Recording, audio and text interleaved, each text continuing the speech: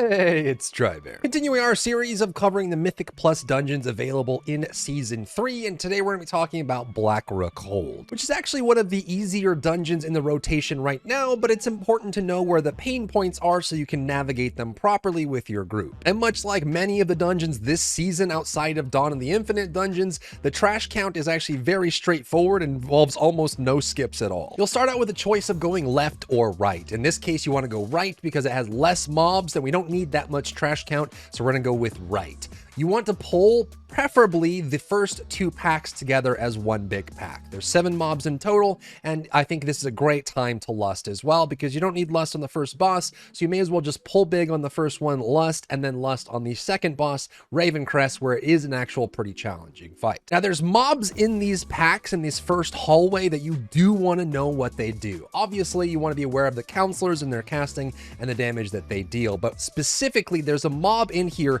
that I actually haven't found many groups that understand how it works, and that is the Ghostly Protector. See, the Ghostly Protector has an ability called Sacrifice Soul, and while it's channeling the Sacrifice Soul, it detonates a portion of his soul to protect his allies, reducing damage taken by 75% for any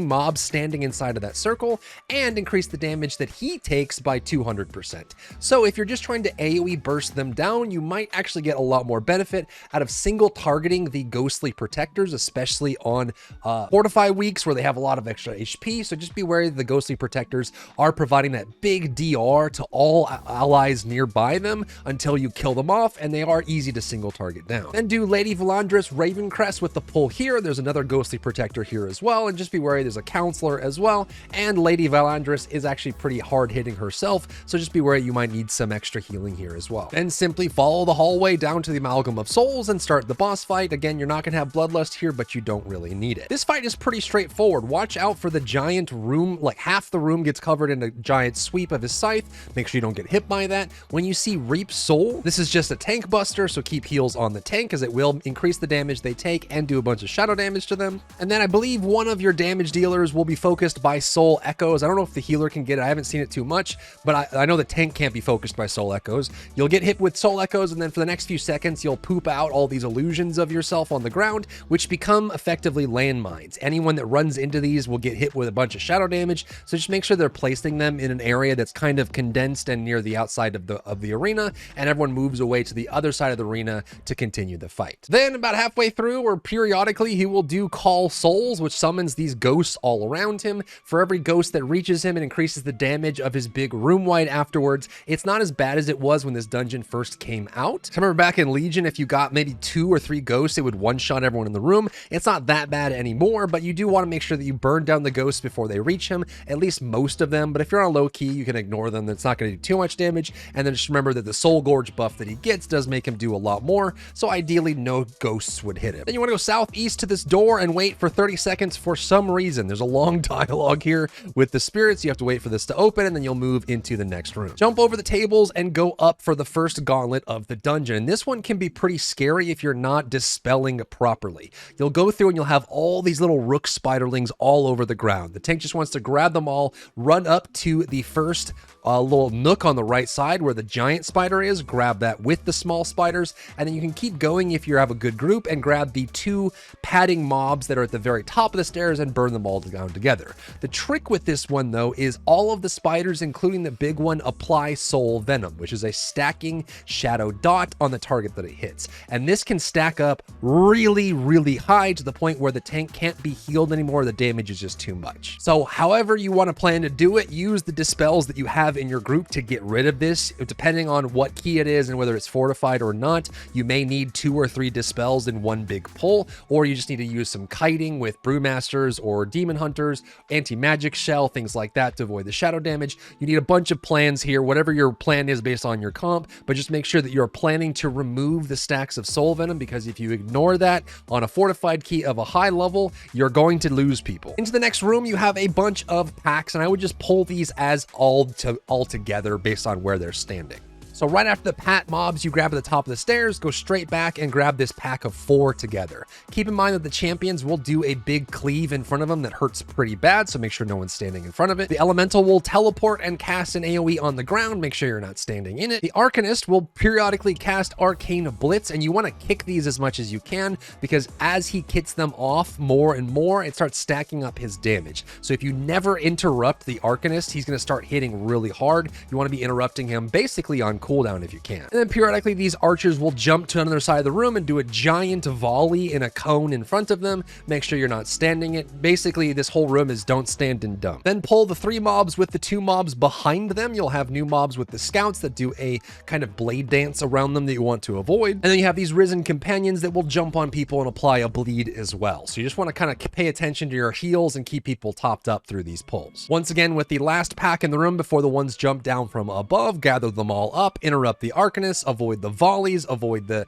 scout damage as well, and make sure you're not standing in the arcane minions explosion. Then 5 more mobs will jump down, 2 coming from behind you in the beginning of the room, and then 3 from in front of you, and then the same mob types. Then you'll enter through the hallway on the far right side, front right side of the room, and continue on. Take the next 3 pack together, be aware of the cleave and beware of the volley from the archers, and keep moving. Then you'll land on the second boss, Illysanna Ravencrest, and this is the one where you want to use your next bloodlust. The bloodlust you use at the beginning of the dungeon should be off cooldown now, or without the debuff, and you should be able to use it on her, and she hits pretty dang hard. And she has a surprising amount of mechanics for a single boss, and there are periods where you really got to ramp up the damage, so just be wary that you have to use that to your advantage. Ideally, I like tanking her towards the front of the room because that's where she'll end up anyways, and that's where the ads spawn halfway through the fight when you get to the second part. For the most of the fight, you want everyone spread out, because when she does brutal glaive, this is the glaive that she will throw. It will hit a target and then bounce to anybody that's in range with them. It's not too far of a range, but you do want to make sure that it doesn't bounce at all because the damage is extremely high. So spread out, stay away from each other for as much as you can until you get a Dark Rush. Whoever's marked by Dark Rush, she will charge them in the order they got marked and leave a burning path on the ground between them. So for just this one moment, when Dark Rush is up, you want everyone to come together to make sure you're not spreading too much fire on the ground, and then immediately spread back out again before she does brutal glaive again. There is a physical damage tank buster that the tank has to be aware of with Vengeful Shear, and then she will spawn ads, one with a caster right next to the end of the platform, and then a champion that will spawn on the far side that runs in from the side gate. When the ads spawn, she will fly up above the platform and start eye-beaming. Whoever gets targeted by the eye-beam, just run it along the edge of the wall because it will leave a blazing trail on the ground, and just follow that along, and then keep it at a good spot while the tank picks up the 2 ads, you burn them down, and you get back on the boss and repeat until she's dead. Then head to the right where the champion ad spawned, follow that along, and turn right at the end of the corridor to start the next gauntlet. At the end of the hallway, turn left when you go in the room, and then grab all of these Wyrmtongue scavengers together. Grab the ones in the back with the tricksters, the scavengers, and then grab the Blade Lord at the front as well as one big fat pull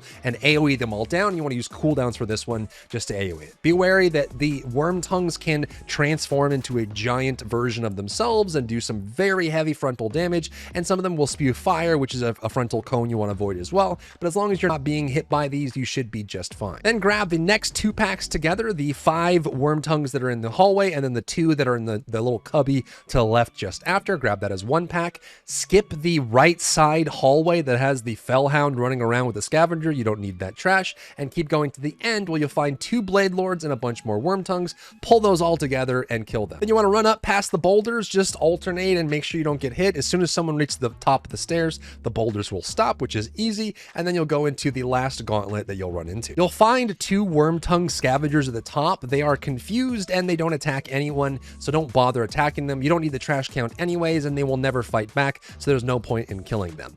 But this next gauntlet is very hard. If you have a good, strong group and you have cooldowns ready, you can do this in one fell swoop. So what happens is during this gauntlet, the Fel Bats will spawn constantly until you reach the end of the gauntlet. So they just keep coming over and over and over. The most efficient way to deal with this gauntlet is to run up, grab the 2 Fel Dominators along the way, grab the last 2, run up to the top of the stairs right in front of the boss, and then burn everything down together, because that will stop the bats from spawning and you can focus on the Dominators. However, the Dominators have a buff that they cast called Fel Frenzy, which increases the damage of them and all nearby allies by 50% for 20 seconds. So if any of the Felspite Dominators get this buff off, it's going to get really scary if you do this at once. So if you have a group that's not as strong, or you're in a pug, I recommend pulling the first 2 Dominators together so it's easier to interrupt them on their Fel cast. And then you want to grab those, burn down all the bats, and then go to the next 2, kill those in the next chunk, and then you're good to go. And keep in mind that they will periodically force the bats, they will sick the bats onto a single target, so you might have to protect them with CC or big avoidance or physical damage or bops or something like that to keep them alive, because it does do a lot of damage. Smashspite is the 3rd boss, and he is very straightforward. There's one major thing you have to worry about, and that's going to be his Hateful Charge. He will periodically use Hateful Gaze on a target, and then after a short time will dash towards that target, hitting them, doing a bunch of damage, physical damage to them, knocking them back a little bit, and applying a debuff that means that the next time they get hit by that charge, it'll do double the amount that it did before, and this does stack as well. So you don't want the same person getting charged over and over, and he will stop the charge if he hits anything along the way. So anyone who doesn't have the debuff can stand in front of him and take the hit. So usually what happens, I usually let the first person get hit by it, and then the tank grabs the next one, and then another DPS grabs the next one, and so on and so forth until he's dead. Just make sure that no one that has the debuff gets hit by the charge, or likely will just one-shot them. Then he'll spawn these bats that put goop on the ground, and he'll do knockbacks and stuff like that, but most of it's just pretty straightforward, so just don't stand in bad and don't be dumb. Then run straight back in, and you're going to go up the stairs in the room you just came out of, and you'll be able to clear out all of these. Again, if you have a good group, I would pull the next 3 packs together as one pull. So grab the Lancer and the Swordsman in the middle, and then keep going to grab the ones that are in the room as well, and grab that as all one, burn them down, and just be wary that they do have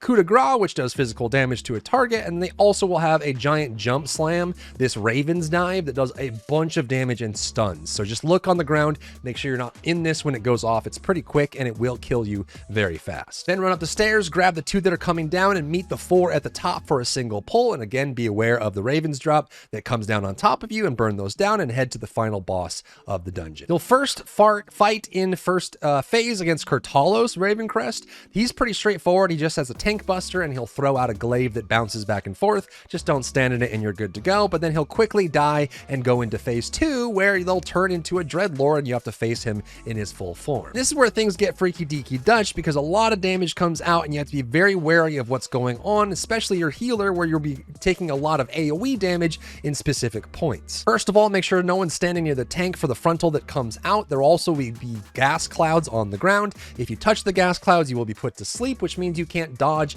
any of the AoEs that follow up after. So just make sure that you're paying attention to the clouds that are moving around on the ground, and you're not standing in them or running through them as you're dodging other mechanics. Then he will cast Stinging Swarm on a random player. This is a targetable swarm that needs to be killed because it does physical damage every second and has a chance to micro or mini stun the target. So you want to get rid of this as fast as possible. Usually just group it up with the boss and burn down the swarm, and then whoever has the swarm can back up. But you don't want this up too long, because it does do a lot of physical damage, and it will stun and interrupt casts if it's up on a caster as well. Then periodically he will cast Shadow Bolt Volley, and this will just do a room-wide chunk of damage to everyone as it casts Shadow Bolt on all targets in range, and it hits really, really hard. So if you have personals for this, help your healer out and use those before the Shadow Bolt Volley hits. And lastly is Dreadlord's Guile, and this is where I see a lot of groups fall down and die. You want to be aware of this because it does take a little bit of practice to get it just right. He will cast Dreadlord's Guile and then disappear, and then the caster from the first phase of the fight will appear on the edge of the arena